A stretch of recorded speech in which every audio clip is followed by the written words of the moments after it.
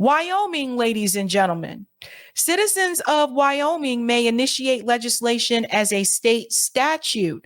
Although the state does not provide for indirect initiatives, legislators may avert a ballot measure vote by passing substantially similar legislation. In Wyoming, citizens also have the power to repeal legislation via veto referendum. Citizens may not initiate constitutional amendments. The Wyoming state legislature, however, may place legislatively referred constitutional amendments on the ballot with a 2/3 majority vote of each chamber. These supermajority requirements, all Wyoming measures require affirmative votes from a majority of those casting a ballot in the general election, not just of those casting a vote on the measure. This also applies to legislatively referred constitutional amendments. In other words, leaving it blank is equal to saying no. So if 100 people voted in the election, but 10 left the initiative question blank, but 49 voted yes and 41 voted no, then the measure is defeated because those 10 that left the initiative question blank but voted on politicians and other initiatives are counted as a no vote and would get added to the 41 who voted no, thus defeating the measure. That's important to know. So for those of you in Wyoming, don't leave ballot initiative questions blank. Always put something. Legislative alteration. The Wyoming state legislature may not repeal an approved measure for 2 years after it takes effect. It may be amended at any time by a simple majority vote.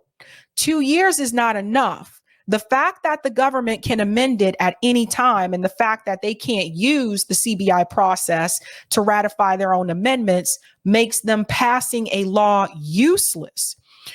Reattempting an initiative.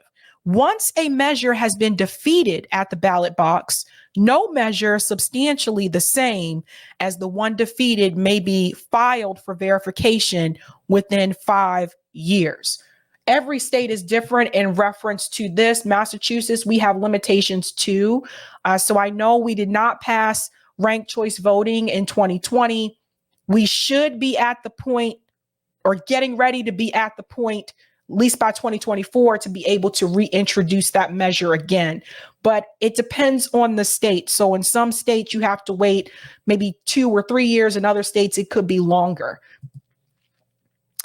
Roger added a note here that said, man, between this and the previous commentary, their government really hates direct democracy. That is interesting.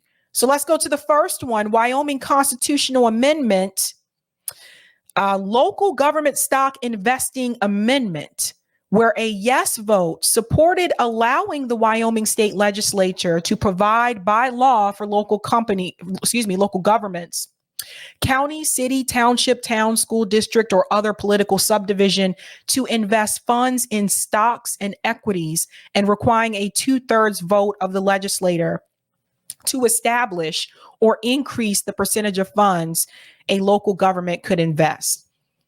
This measure was ratified by 56.78%. Let me move forward here. So it says here, the following elected officials sponsored the amendment. It's all Republicans and 1 Democrat. So that's interesting. That is interesting. I wonder if the Democrat in Wyoming is more like a moderate, probably more like a moderate Democrat. A note here says attaching state funds to speculative behavior on Wall Street sounds a bit risky. Wyoming is one of 9 states that doesn't have state income tax. This is why you will see possibly risky behavior like this being done, because they know they have to find a way to finance government operations somehow. That's interesting. And we'll move on to this measure, which failed.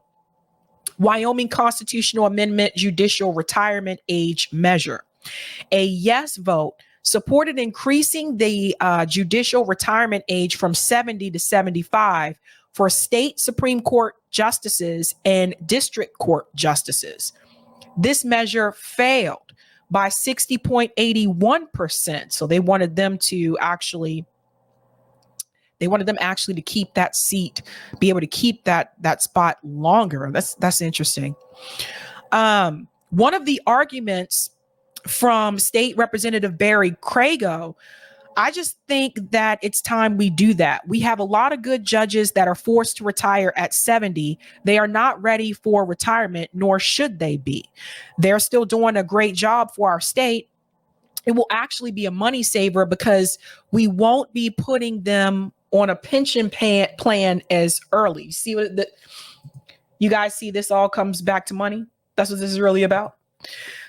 We won't be putting them on a pension plan as early. I'm hopeful we're able to get that passed on the ballot and raise that for our judges because it has been much needed for a while. If just those 8 were able to serve an extra 5 years, the retirement system benefits by a gain of nearly $4 million, which is a huge savings to taxpayers. And that will only grow and grow and grow as more judges are able to serve that long. Interesting. Here is one of the oppositions to it. I'm not going to read this whole thing. This is too long. But it basically says over the next 15 years, Amendment B will mandate retirement for only 3 women out of 13 district and Supreme Court judges, 23%. In other words, 77% of the immediate beneficiaries of Amendment B will be men. Supporters of Amendment B have told stories about older judges forced in retirement too early. But where are the stories of brilliant mid-career women lawyers? Interesting. There was no money spent to support or oppose this measure, no campaign money spent. And a note here from Roger. And so we have to come to the end of the ballot initiatives that we voted on in the last 10 months. However, B still have 6 states whose ballot initiatives will be voted on in coming months. Any of you live in or know those who live in Colorado, Louisiana, Maine, New York, that's Roger, Ohio, and Texas. We are going to be informing you next, so get ready. Sabrina, Louisiana got really slick. Wait till you see what they did.